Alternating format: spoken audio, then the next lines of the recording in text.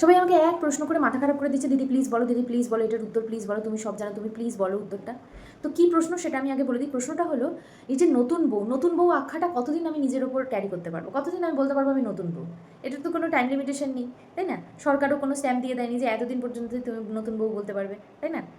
এবার একটা সত্যি কথা বলি, কেউ জিজ্ঞেস করে না, আসে তো ভিডিওতে ওই 200টা 300টা ভিউজ, তাতে লাইক পড়ে 10টা 12টা, কে আবার আমারে কমেন্ট করে মিথ্যা কথা কইছি।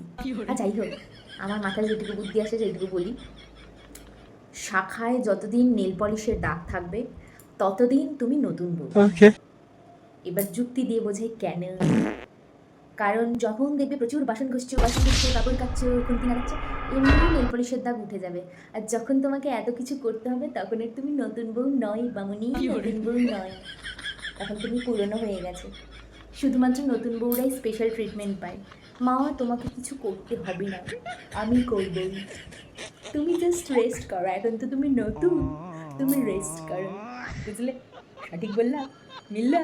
সঠিক বললে একটু শেয়ার করবে আর একটু কমেন্ট করে জানিও। একটু লাইকটা করো না গো, লাইকটা করলে কী হয় তোমাদের?